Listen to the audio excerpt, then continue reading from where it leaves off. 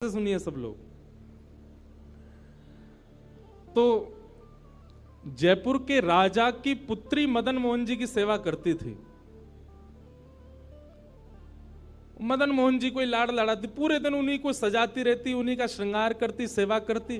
राजा स्वयं गोविंद देव जी की सेवा करते और उनकी जो पत्नी थी वो गोपीनाथ जी की, मतलब पूरा परिवार ही तीनों ठाकुर की सेवा करते थे। अलग अलग भवन में, अलग अलग महलों में ठाकुर जी विराजते थे।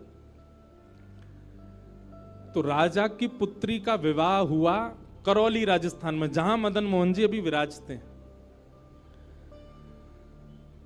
तो राजा की पुत्री का जब विवाह हुआ तो पुत्री से राजा ने कहा, बिटिया ये बताओ तुम्हारा विवाह है, तुमको हम दहेज में क्या दें? वैसे तो हमने सब दिया, लेकिन फिर भी तुम्हारी कोई इच्छा हो तो मांगो। उसने कहा, पिताजी मुझे सबसे ज्यादा प्रेम श्री मदन मोहन जी से है।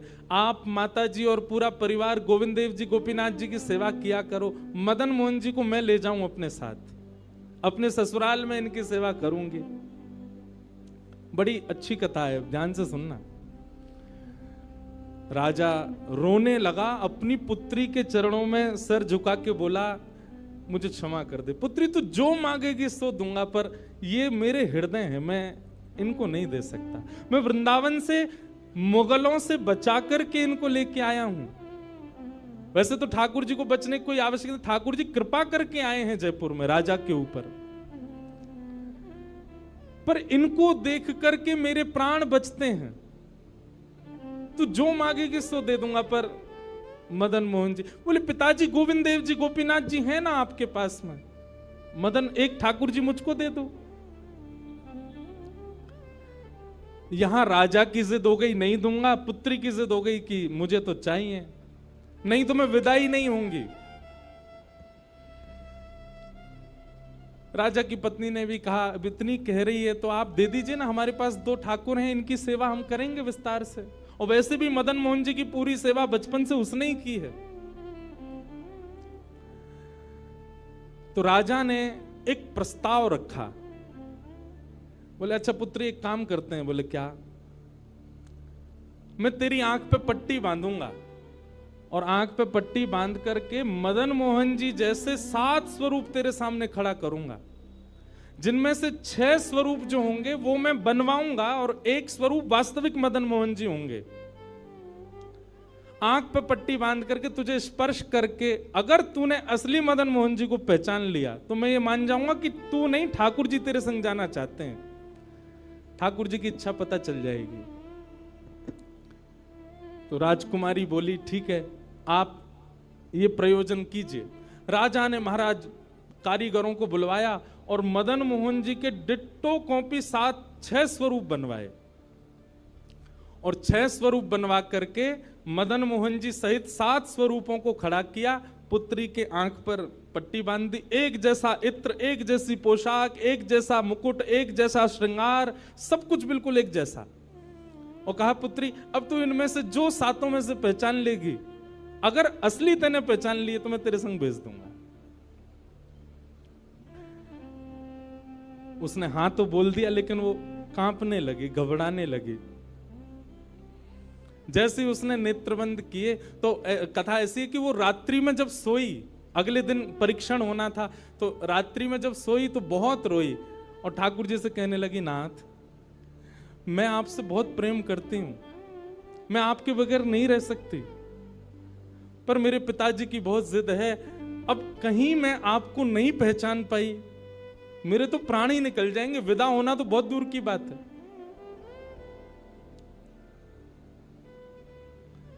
रुदन करते करते करते करते, बंधुओं एक मेरी बात बहुत ध्यान से सुनिएगा, कभी ठाकुर जी के विरह में यदि आपके अश्रु नहीं आए हैं ना, तो अभी आप भक्ति के भाव से बहुत दूर हो।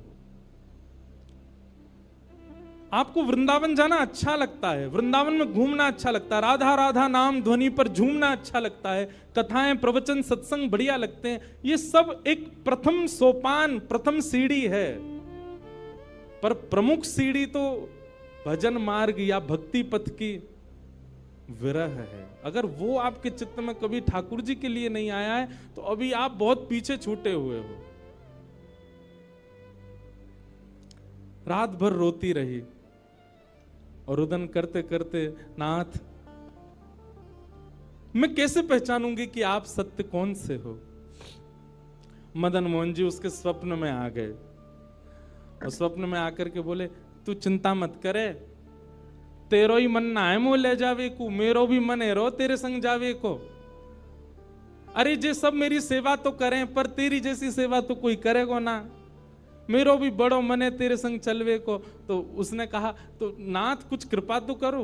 बोले हाँ मैं एक काम करूंगा। बोले कहा, तू सबरे स्वरूपन को जब स्पर्श करेगी ना, तो असली मदन मोहन जो मैं हूं, तू मेरे हाथन को स्पर्श करियो। तो हाथ कैसे? ऐसे।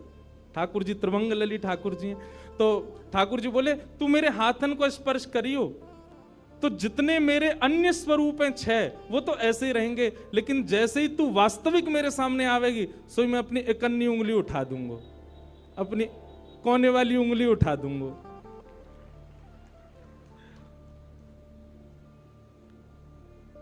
ठाकुर जी कितना प्रेम करते हैं अपने भक्त से।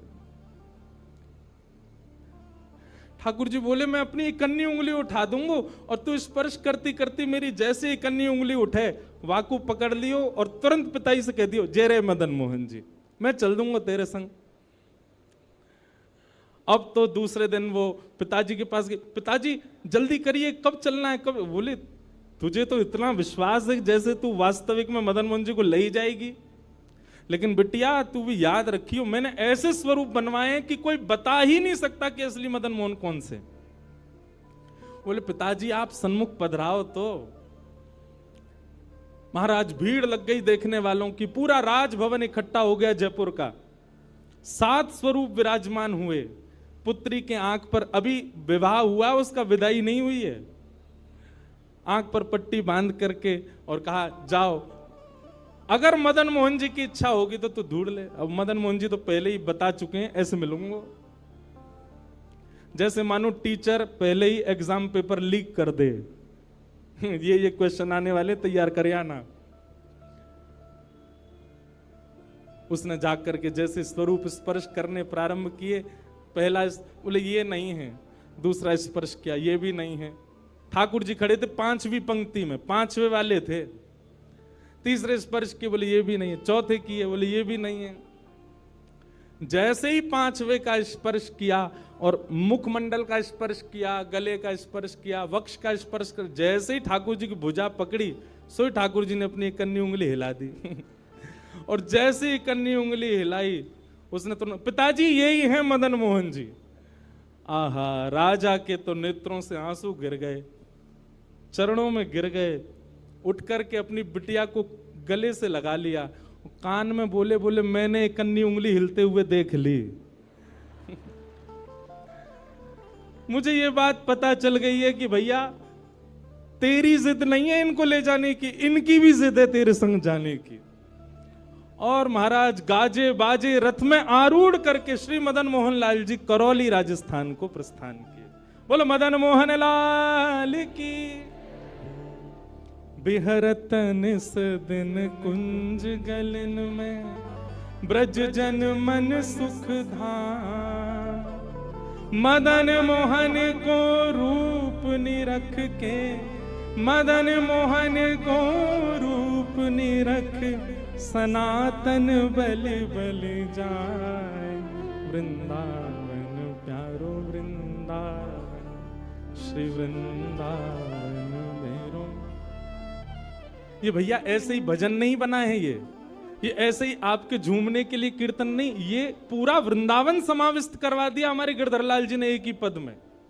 पूरा वृंदावन विराज रहा है। ठाकुर जी जड़ नहीं है। दूसरा स्वरूप क्या है ठाकुर जी का? चैतन्य। कौन है ठाकुर जी? चैतन्य। कई लोग पूछते हैं महाराज जी सेवा का कोई प्रकल्प बताओ, सेवा का कोई भाव बताओ, सेवा कैसे करनी चाहिए, सेवा में क्या होना चाहिए क्या नहीं होना चाहिए। हमारी एक बात सब लोग सुन लीजिए, यहां लगभग सब सेवा वाले ही बैठे हैं। आप ठाकुर जी के प्रति चैतन्य भाव अपने हृदय में प्रगाढ़ कर लो। चैतन्य भाव प्रगाढ़ मतलब ये कोई पाषाण नहीं है, ये कोई प्रतिमा नहीं है, ये कोई धातु नहीं है, साक्षात वृंदावन चंद मेरे घर पे विराज रहे हैं, ये विश्वास आप अपने चित्त में प्रगाढ़ कर लीजिए। बस आपके जिस दिन ये विश्वास प्रगाढ़ हो गया, अपने आप आपको सेवा सीखनी, किसी से पूछनी नहीं, अपने आप करने लग जाओगे। अरे मां को नहीं बताना पड़ता पुत्र की सेवा कैसे होती है, पत्नी को नहीं सिखाना पड़ता पति को कैसे पूछना है। सारे संबंध हम अपने आप सीख लेते हैं। तो ठाकुर जी से जो हमारा प्रेम भाव है, उसके लिए हमको पूछना क्यों पड़ता है कि कैसे करें, भोग कैसे लगाएं, सुलाएं कैसे, ये कैसे करें। शास्त्रीय बात पीछे है, पहले आप प्रेम भाव में तो आओ। ठाकुर जी अपने आप सिखा देंगे अपनी सेवा कैसे करनी।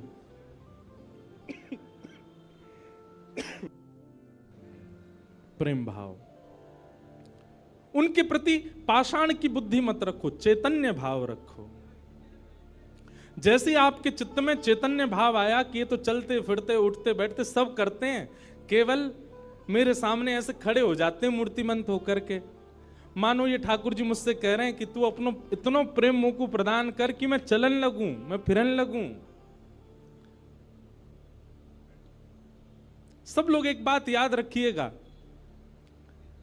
जिसके भी घर में ठाकुर जी की सेवा है, ठाकुर जी हमको चैलेंज करते हैं, अगर तो में सामर्थ्य हो तो अपनी भक्ति से, अपने भाव से, अपने समस्त प्रयासों से तू मुझे चलवा के दिखा दे, तू मुझे बुलवा के दिखा दे।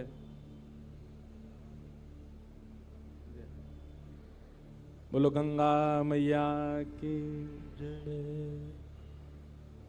वापस प्रस्थान कर जाओ। महाराज जी हरिद्वार को प्रस्थान कर रहे हैं, महाराज जी के श्री चरणों में बार। हाँ आऊंगा महाराज जी, मैं दिसंबर में आऊंगा जल्दी। बोलो गंगा मैया की जय। मैं क्या कह रहा था, ठाकुर जी हम आप सबको एक चैलेंज दे के रखें कि तो में यदि सामर्थ्य हो, मुझे बुलवा के दिखाए दे, मुझे चलवा के दिखाए दे, मुझसे कोई लीला करवा के दिखा दे। मैं तो ऐसे ही बैठा रहूंगा लड्डू गोपाल बने। तेरे प्रेम में सामर्थ्य हो तो तू करवाए ले। जिस दिन ठाकुर जी हमारे घर आ जाते हैं, उसी दिन से हमारी एक चैलेंज हमारे ऊपर आ जाता है। हम में सामर्थ्य हो, ठाकुर जी बोल के दिखा दें, ठाकुर जी कुछ करके दिखाएं। लेकिन हमको भी संतुष्टि है, ऐसे हैं तो ऐसे ही बैठे रहें। हमको लगता है ऐसे ही रहें, इससे ज्यादा कुछ करें नहीं। इसलिए ठाकुर जी को भी लगता है जब इसके चित्त में ही भाव नहीं है तो मैं और लीला क्यों ही करूं। चैतन्य भाव चित्त में लाओ। जैसे एक बालक जन्म लेता है तो माँ और पिता प्रतीक्षा करते हैं, अब ये कब बोलेगा, माँ कब बोलेगा, पापा कब बोलेगा, ये चलना कब सीखेगा, ये स्कूल कैसे जाएगा, ये बड़ा होकर के जॉब करेगा, बिजनेस आदि आदि सब भाव। ऐसे एक सेवक साधक के चित्त में भी अपने ठाकुर जी के प्रति भावना होनी चाहिए। ये बोलेंगे कब।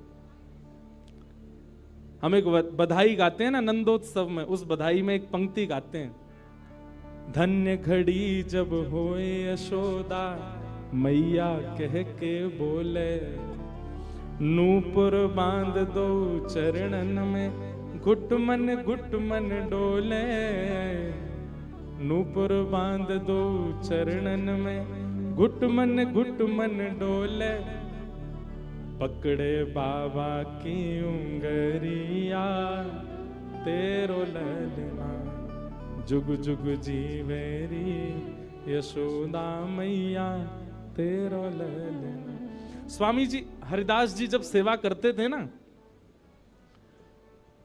तो ठाकुर जी बिहारी जी ऐसे ही नहीं रहते थे जैसे हमको दिख रहे हैं। स्वामी जी जैसे ही कपाट करते थे, सोई बिहारी जी बैठ जाते थे, बंसी सब नीचे करके हाथ सीधे कर लेते। मैं तो हार गयो पूरे दिन खड़े खड़े। स्वामी जी तुम बार बार पर्दा करते रहे करो। इसीलिए बिहारी जी में बार बार पर्दा आता। क्यों? ठाकुर जी उतनी देर बैठ लेते हैं, क्यों? खड़े खड़े थक गए। बहुत भाव है पर्दा के, पर एक भाव यह भी है। तो स्वामी जी को अनुभव होता है, तो इसका मतलब क्या है? ठाकुर जी लीला करते हैं, पर अब क्यों नहीं कर रहे? हमारे भीतर स्वामी जी जैसा भाव नहीं है। श्री हरिराम व्यास जी के विराज रहे हैं ठाकुर जी, बाबा के ठीक पीछे जुगल किशोर जी। मुंह को तो रूप देख के ही पता चल जाए कौन से ठाकुर जी हैं। जुगल किशोर जी, इनके चरित्र में आता है कि एक बार कोई साधक वंशी दे गया, और वंशी देख करके बोला हरिराम व्यास जी, जुगल किशोर जी को वंशी पधरा देना, नई सोने की वंशी है। तो आपने श्रृंगार करके जैसे ही वंशी ठाकुर जी के हाथ ऐसे ही रहते हैं, तो वंशी पोली उसमें जैसे ही प्रवेश कराई, ठाकुर जी के हाथ का जो छिद्र है वो छोटा पड़ गया, वंशी बड़ी, लेकिन ज्यादा बड़ी नहीं, नेक बड़ी, नेक। तो व्यास जी ने थोड़ा श्रम किया, थोड़ा जोर लगाया कि वंशी कैसे वो भीतर जाए। तो जैसे ही जोर लगाया, ठाकुर जी का हाथ छिल गया और वहां से रक्त निकलने लगा, श्री जुगल किशोर जी के। हरिराम व्यास जी ने जैसे ही रक्त देखा, मूर्छित होकर गिर पड़े वहीं पर। और जब होश में आए तो अपने पुत्र को सेवा दे दी और कहा, मैंने ठाकुर जी को श्रमित कराया है, अब मैं अपने आप को दंड दूंगा। तो क्या दंड दिया? सूर्य उदय से सूर्यास्त तक वृंदावन की परिक्रमा ही लगाते रहते थे, ये दंड दिया उन्होंने खुद को। पहला दिन था दंड का। एक बात सुनिएगा, इन आचार्यों के चरित्र से ना कुछ कुछ सीखा कीजिए। आपकी सेवा में आपसे कोई अपराध बनता है, आपसे कोई गलती हो जाती है, आपसे कोई दोष बन जाता है, तो उसके लिए आप जाकर के पूछते हैं हमसे अपराध हो गया, हम क्या करें? पूछिए मत, स्वयं को अपने आप ही दंड उत्सव मना लीजिए। और दंड उत्सव क्या है? तुरंत वृंदावन जाओ, एक परिक्रमा लगाओ, किसी वैष्णव को प्रसाद पवाओ, ब्रजवासी को कुछ दे करके उनको प्रसन्न करके आओ। यही दंड है वैष्णव अपराध का, भगवत अपराध का। तो श्री हरिराम व्यास जी वृंदावन में भ्रमण करते रहे, परिक्रमा लगाते रहे। परिक्रमा करके रात्रि में जैसे ही लौट करके आए, बहुत सावधानी से सुनो, तो शयन का दर्शन करने जब गए तो शयन के दर्शन में आपने क्या देखा कि जुगल किशोर जी ने स्वर्ण की वंशी धारण कर रखी, वही वंशी जो सुबह वो पधराना चाह रहे थे। उन्होंने अपने पुत्र को बुलाया, पुत्र को बुला के बोले, ये वंशी सुबह ठाकुर जी के हाथ में नहीं आ रही थी, अभी कैसे धारण हो गई? बोले पता नहीं पिताजी, आप तो चले गए थे, मैंने वंशी उठा करके धारण कराई, ठाकुर जी ने धारण कर ली। हरिराम व्यास जी ने जैसे ही वंशी निकाल करके देखी तो क्या पाया? ठाकुर जी ने अपना हाथ ही बड़ा कर लिया वंशी धारण करने के लिए, उनके लिए। अब ताली से काम नहीं चले, हमारे ठाकुर जी करते हैं ऐसे? क्यों नहीं करते?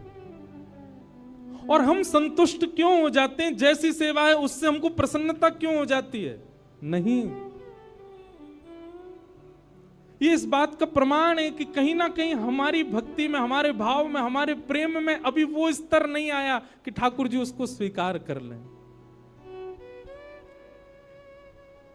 इसलिए भैया, सबसे पहली बात भक्ति में, सेवा में सबसे पहला प्रकार, ठाकुर जी को आप चैतन्य मानो। वो जड़ नहीं है, वो पीतल के नहीं है, वो अष्टधातु के नहीं है, वो मार्बल के नहीं है, वो साक्षात ठाकुर जी हैं, वो साक्षात चैतन्य है। उनके प्रति चैतन्य बुद्धि आपने धारण कर ली, अपने आप ठाकुर जी अपने आप लीलाएं कराना प्रारंभ कर देंगे। मुझको राधा रमण कर दो वैसा, मुझको राधा, नित्य की प्रार्थना होनी चाहिए ठाकुर जी से। रटू में तेरा नाम, यूं आठों याम, रटू में तेरा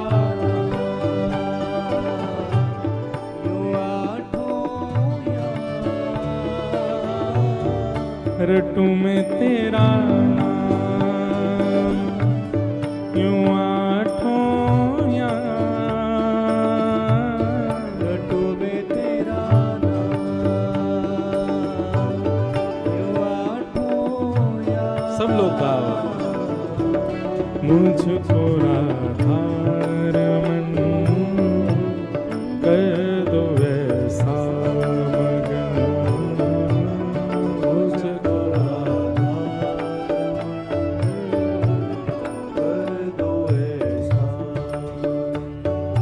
हो करुणा निधान मुझ पे कृपा कर रीझिए, करुणा निधान मुझ पे कृपा कर रीझिए,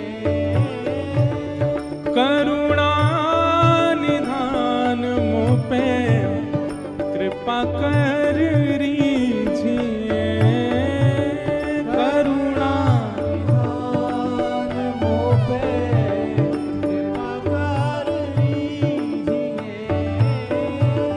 ब्रज में बसा के मोहे सेवा सुख दीजिए, ब्रज में बसा के मोहे सेवा सुख दीजिए, ओ ब्रज में बसा के मोहे सेवा सुख दीजिए, ब्रज में बसा के मोहे सेवा सुख दीजिए।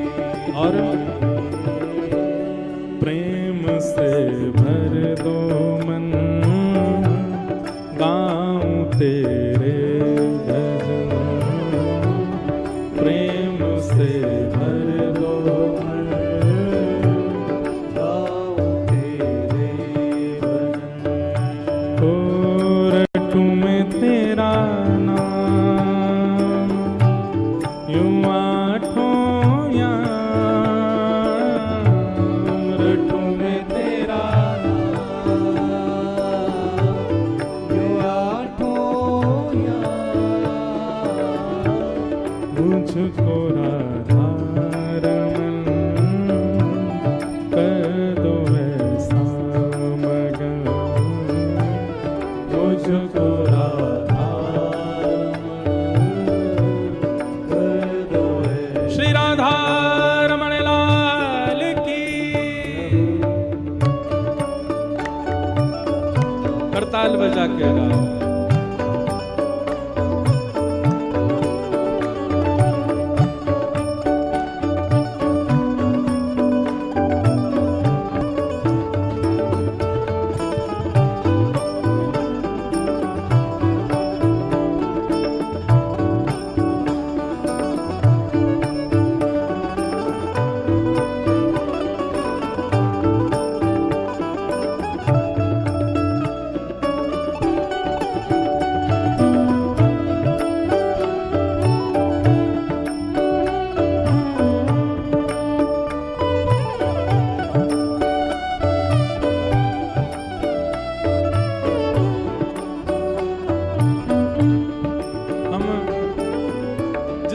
पर चर्चा कर रहे हैं कि ठाकुर जी को चैतन्य मानो, वे पाषाण नहीं है, वे पाषाण तो हमारे लिए बनकर के खड़े हैं कि तू अपने प्रेम से मुझे चैतन्य बना, वो चैतन्य ही हैं। और उसी भाव की पूर्ति इस पद के दूसरे भाव में, दूसरे अंतरे में होती है। भाव से गाओ सब लोग।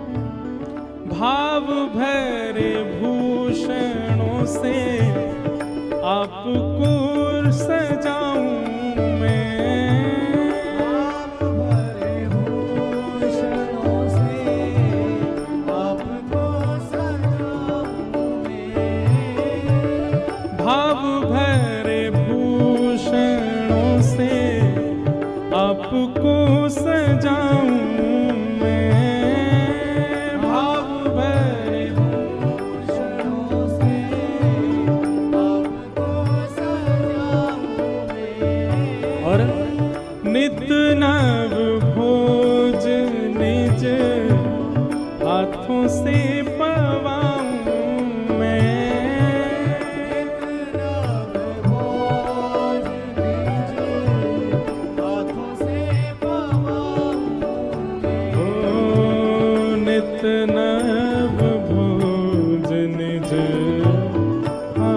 से पवाऊं मैं, इतना बोझ दीजिए हाथों से पवाऊं।